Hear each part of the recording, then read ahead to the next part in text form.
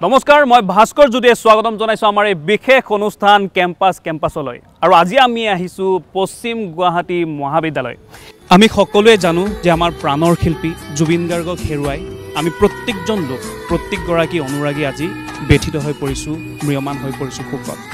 আৰু আজি পশ্চিম গুৱাহাটী মহাবিদ্যালয়ৰ এই কেম্পাছতে ছাত্ৰ ছাত্ৰীৰ লগতে শিক্ষক শিক্ষয়িত্ৰী সকলোৱে জুবিন গাৰ্গৰ প্ৰতিচ্ছবিত শ্ৰদ্ধাঞ্জলি জনাব। আমি আগবাঢ়িছোঁ শ্ৰদ্ধাঞ্জলি অনুষ্ঠানলৈ। বাইদেউ যদি অকণমান আগুৱাই আহে।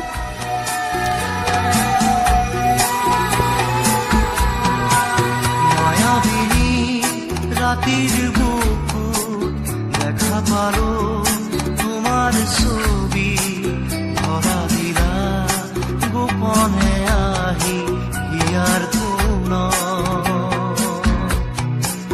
তুমি যে মোর শুকান মনত নিয়ৰৰে চেঁচা টোপাল নামি অহা ৰ'দৰে মোৰ দেহত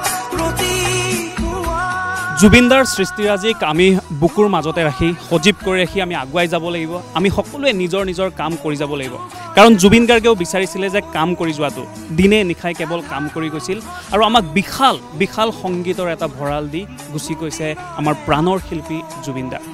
আৰু সেয়ে হয়তো আমিও তেওঁৰ সৃষ্টিৰাজি বা তেওঁৰ যি কৰ্মৰাজি সেয়াক সদায় সজীৱ কৰি ৰাখিব লাগিব আৰু এইদৰে আমি সকলোৱে তেওঁৰ দৰে কাম কৰি যাব লাগিব। ছাত্ৰ ছাত্ৰীসকল আছে, জুবিনদাৰ বাবে সকলোৱে এবাৰ জোৰকে জয় জুবিনদা, আৰু অলপ জোৰকে। জুবিনদাই যেতিয়া মঞ্চত অনুষ্ঠান কৰিছিলে প্ৰায়সমূহ মঞ্চ অনুষ্ঠানতে এষাৰ কথা কৈছিলে, মায়াবিনী গীতটিৰ কথা। তেওঁ কৈছিলে যে মোৰ মৃত্যুৰ পাছত অসমৰ প্ৰতিটো প্ৰান্তত চুকে কোণে বাজি থাকিব মায়াবিনী। আৰু তেওঁৰ মৃত্যুৰ পাছত যেন সেয়াই দেখিবলৈ পোৱা গ'ল। মায়াবিনী কেৱল এতিয়া গীত হৈ থকা নাই, মায়াবিনী যেন এটি প্ৰাৰ্থনাত পৰিণত হৈছে। এইসকল ছাত্ৰ ছাত্ৰী আজি মায়াবিনী গাব, একেলগে গাব, জুবিনদাক স্মৰণ কৰিব। কিন্তু তাৰ পূৰ্বে মই কিছু কথা পাতি ল'ব বিচাৰিছোঁ। এগৰাকী ছাত্ৰ আছে, ডিঙিত একেবাৰে জুবিনদাৰ দৰে জুবিনদাই পিন্ধিছিলে, জুবিনদাক অনুকৰণ কৰি পিন্ধিছিলে। এইডাল কিহৰ হয়? এইডাল একচুৱেলি পেটেনিয়ামৰ হয়, মানে ৰাজস্থানৰ পৰা আনিছিলোঁ। তো মানে জুবিনদাৰ মৃত্যুৰ পাছত পিন্ধিছেনে আগৰ পৰাই জুবিনদাৰ কাৰণে? এইটো মানে মই একচুৱেলি জুবিনদাৰ মৃত্যুৰ পিছত পিন্ধিছোঁ, মানে ক'বলৈ ভাষা নাই আৰু। জুবিনদাক বহুত ভাল পাওঁ আৰু আমি সকলোৱে জানো প্ৰাণৰ শিল্পী তেওঁ। জুবিনদাৰ কোনটো গীত চবতকৈ বেছি ভাল লাগে? বহুত গীত আছে আচলতে, এটা ক'বলৈ দিগদাৰ, তথাপিও তোমাৰ যদি এটা গীত ভাল লাগে কোনটো গীত? মোৰ জুবিনদাৰ আটাইতকৈ ভাল লগা গীতটো হ'ল জীৱনৰ ৰংবোৰে। জীৱনৰ ৰংবোৰেই তেনেকুৱা আচলতে, লুকা ভাকু খেলে আৰু তাৰ মাজতে আমিও এইদৰে জীয়াই থাকিব লাগিব, আগবাঢ়ি যাব লাগিব। আন এগৰাকী ছাত্ৰী আছে, জুবিনদাক কিমান ভাল পোৱা যদি তোমাক বুজাব দিওঁ ভাষাৰে? জুবিনদাক কিমান ভাল পাওঁ সেয়াটো ভাষাৰে কোনোদিন বুজাব নোৱাৰিম। সেয়ে আৰু তেওঁৰ যিখিনি আমাৰ অসমীয়া জগতলৈ আগবঢ়াই দিছে সেয়া অমূল্য সম্পদ। যিয়ে নহওক, ছাত্ৰ ছাত্ৰীসকল সাজু হৈছে, আমি তেওঁলোকৰ পৰা শুনিম সেই প্ৰাৰ্থনা হৈ পৰা জুবিন গাৰ্গৰ গীতটি মায়াবিনী।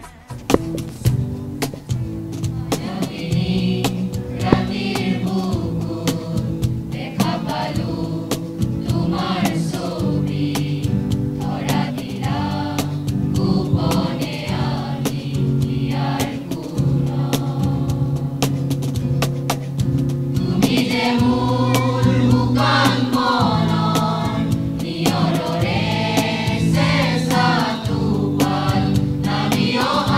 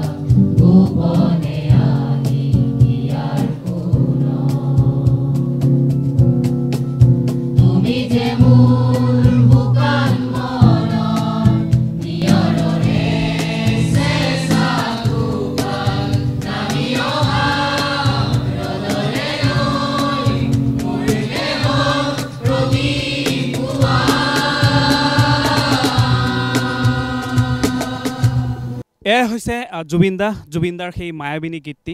এই গীতটি যেতিয়াই সকলোৱে গায় আমাৰ সকলোৰে মনত পৰে জুবিনদাৰ সেই সৃষ্টিৰাজিলৈ। কিন্তু ইয়াৰ মাজতে আমি পাহৰি যাব নোৱাৰোঁ আমাৰ সকলোৰে মৰমৰ সুধাকণ্ঠ ভূপেন হাজৰিকাৰ কথা।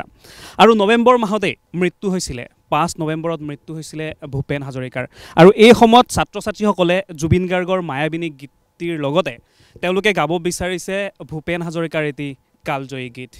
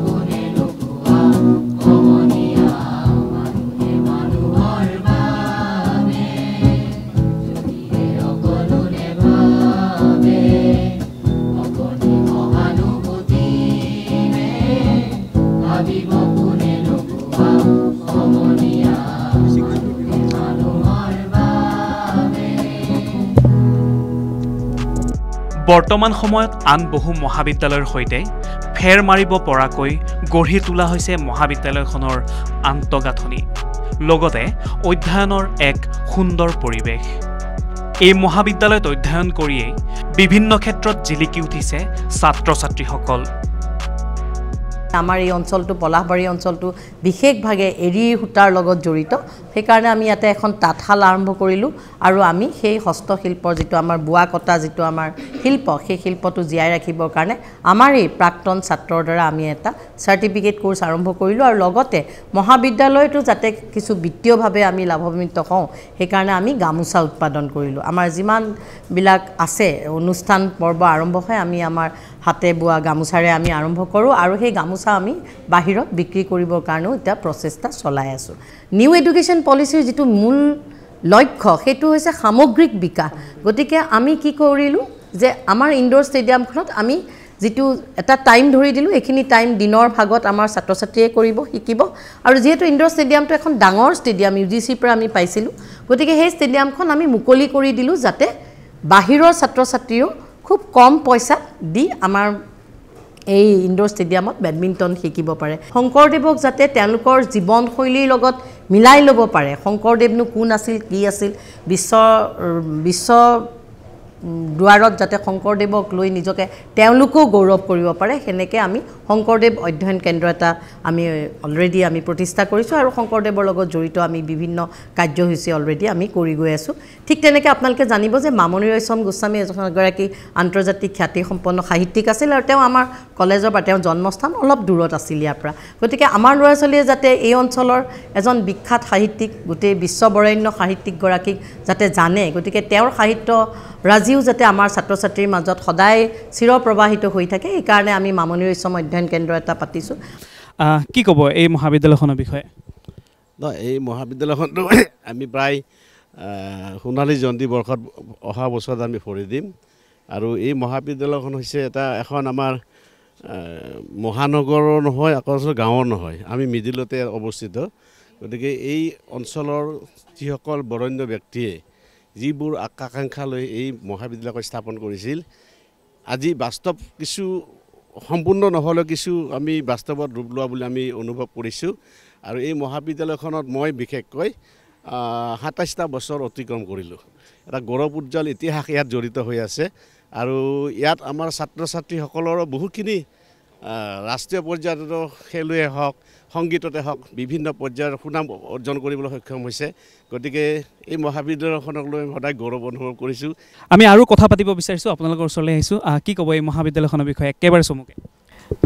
প্ৰথম দিন যেতিয়া আহিছিলোঁ অলপ ভয় লাগিছিলে। মোৰ 1.5 বছৰ হ'ল।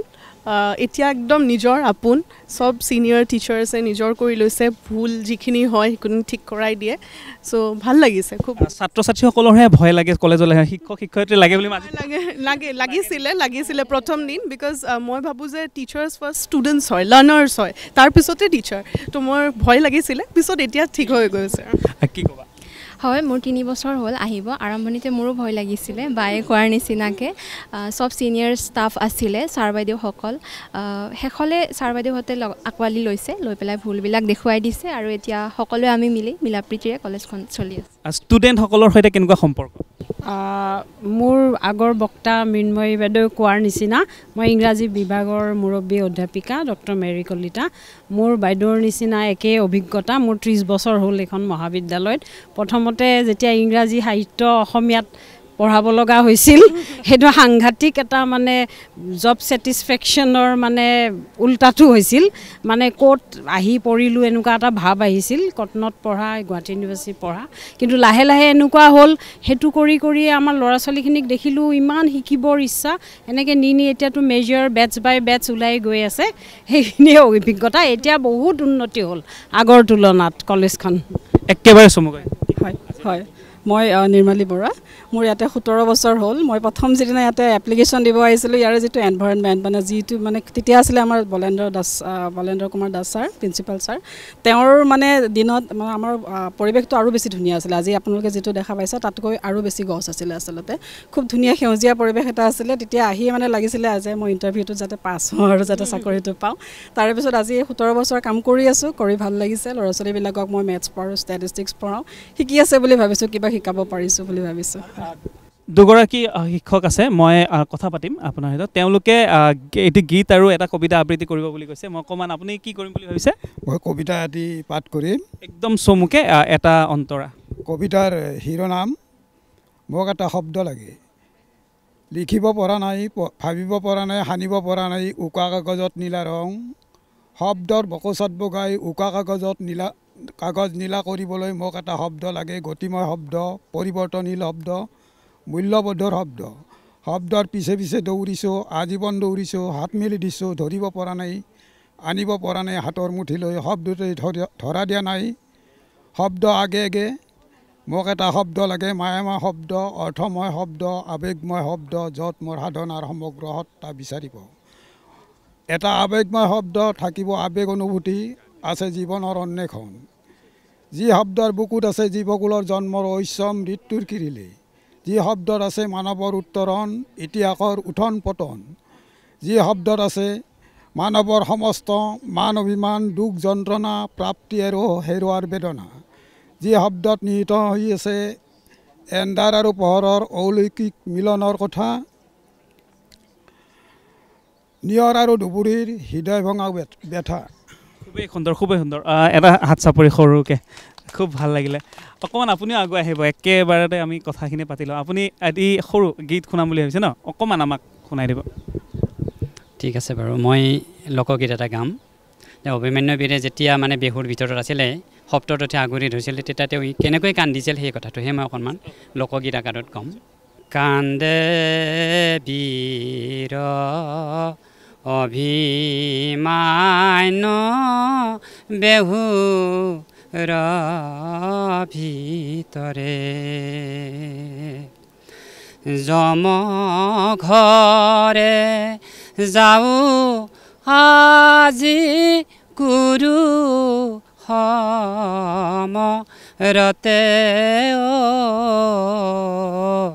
কান্দে বীৰ অভিমান্য বেহুৰ ভিতৰে। খুবেই সুন্দৰ, খুবেই সুন্দৰ, ভাল লাগিছে। বাইদেউ এগৰাকী আছে, আপুনি অকণমান আগুৱাই আহিব। কি ক'ব এইখন মহাবিদ্যালয়ৰ অভিজ্ঞতাৰ বিষয়ে? খুব ধুনীয়াকৈ হাঁহি আছে। নমস্কাৰ, মই অসমীয়া বিভাগৰ ডক্টৰ কুকিলা গোস্বামী। মোৰ ইয়াতে 3 বছৰ হ'ল। মই যেতিয়া মানে আমাৰ চাকৰিৰ সময়ত মানে বহুদিন মানে পোষ্টবিলাক বন্ধ হৈ আছিলে, যেতিয়া মানে মই এপ্লাই কৰিছিলোঁ তেতিয়া মানে প্ৰথম মানে মই ইয়াতে ইণ্টাৰভিউ দিবলৈ আহিছিলোঁ। আৰু ইণ্টাৰভিউ দিব আহিবৰ দিনা মানে মোৰ পৰিৱেশটো মোক খুব আকৰ্ষণ কৰিছিলে। মই ভাবিছিলোঁ ইয়াত যদি পাওঁ খুব ভাল লাগিব, যেন মানে এটা শান্তি এটা আছে। আৰু সঁচাকৈ ইয়াত আহি মানে পিছত যেতিয়া মই ইয়াতে নিৰ্বাচিত হ'লোঁ, মোৰ খুব ভাল লাগিলে। আৰু মোৰ যিহেতু আমি নতুন, আমাক যিসকল জ্যেষ্ঠ আমাৰ সহকৰ্মী আছে তেওঁলোকে আমাক শিকাই গৈ আছে, আমিও শিকিবলৈ চেষ্টা কৰিছোঁ আৰু শিকিবলৈ বহুত বাকী আছে। আৰু আমি নিজকে মানে মই ষ্টুডেণ্ট বুলিয়ে ভাবোঁ।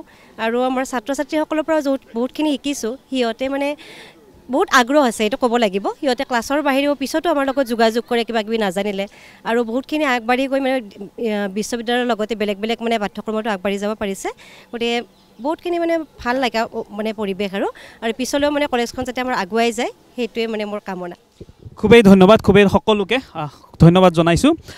আৰু বহু অনুষ্ঠান আছে, সাংস্কৃতিক অনুষ্ঠান তেওঁলোকে সাজু কৰি ৰাখিছে। আহকচোন উপভোগ কৰোঁ এটাৰ পাছত আন এটা সাংস্কৃতিক অনুষ্ঠান। জয় হৰি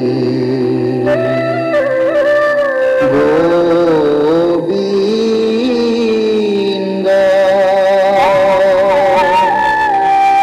নাৰায়ণ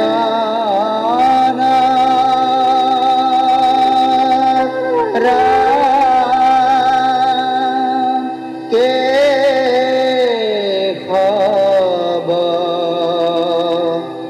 হৰি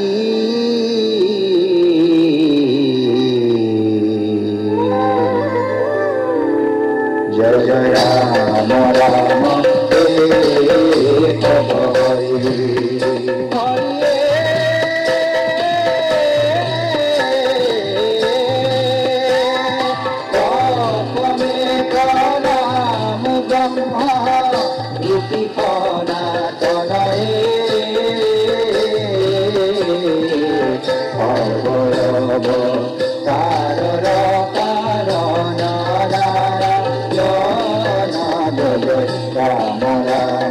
কেশব হৰি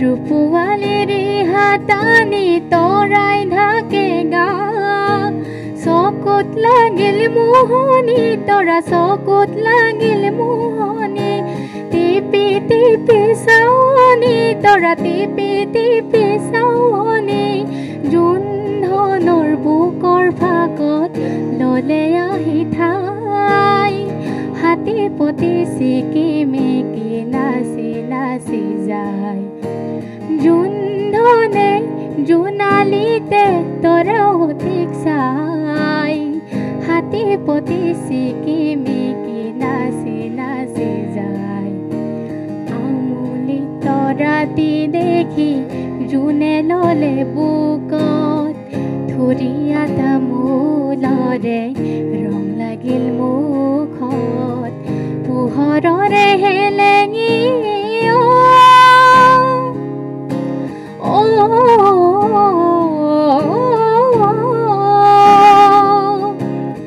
পোহৰৰে হেলেঙি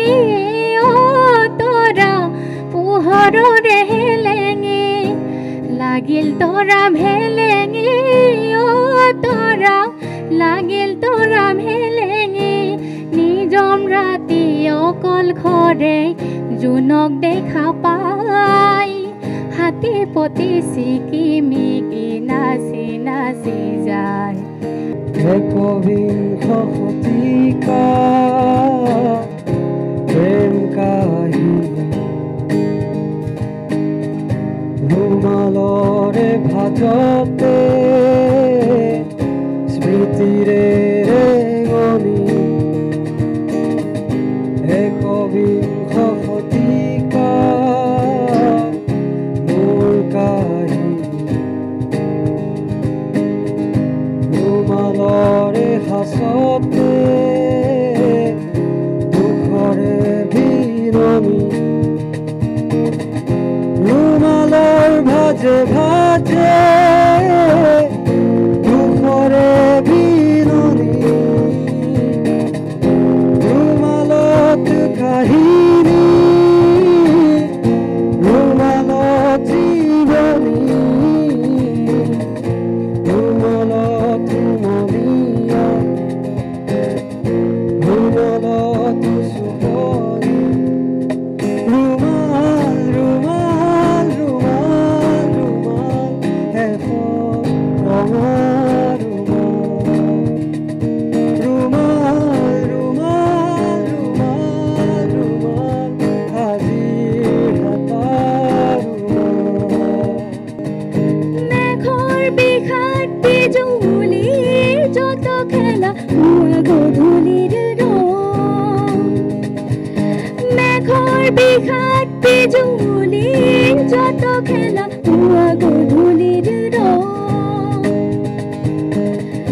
দিয়া মোক দিয়া সুবিশালে মন আঁকোৱালি ল'ব ৰন্ধনৰ হয় দিয়া মোক দিয়া সুবিশালে মন আঁকোৱালি ল'ব ৰন্ধনৰ ভয় দিয়া মোক দিয়া আকাশৰ দৰে দিয়া দিয়া মোক দিয়া আকাশৰ দৰে দিয়া দিয়া মোক দিয়া আকাশৰ দৰে দিয়া अप्रैल 2025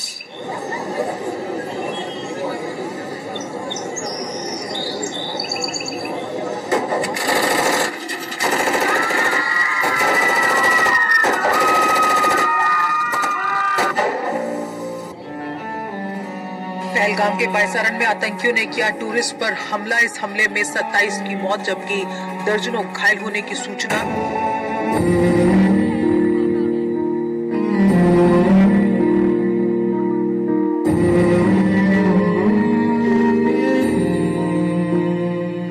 तलवारों पे सरवार दिए अंगारों में जिस्म जलाया है तब जाके कहीं हमने सर पे ये केसरी रंग सजाया है।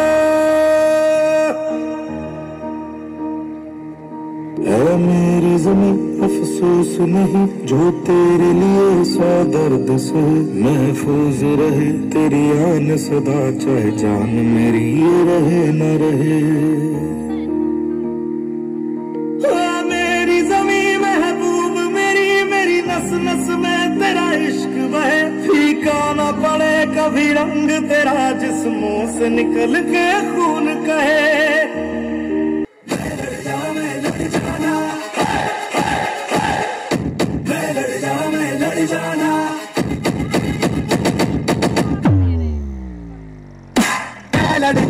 लड़ जाना रह जाना हर कतरा बोल रहा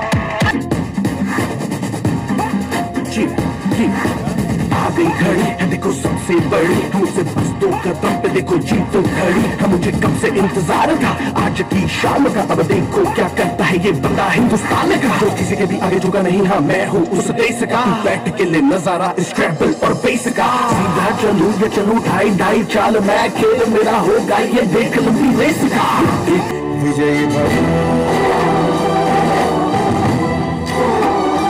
विजयी भव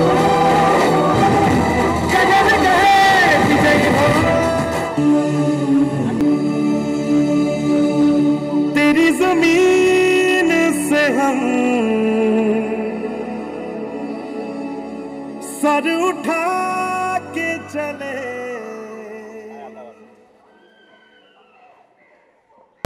ओ माई तेरी मिट्टी बुलाए तो ये दुनिया छोड़ के आ जाए तू जो आवाज लगाए तो तिरंगा छोड़ के आ जाए ओ माए तेरे काम नहीं आए तो फिर बेघर जवानी है बहाए खून तेरी खातिर जितना गंगा में पानी है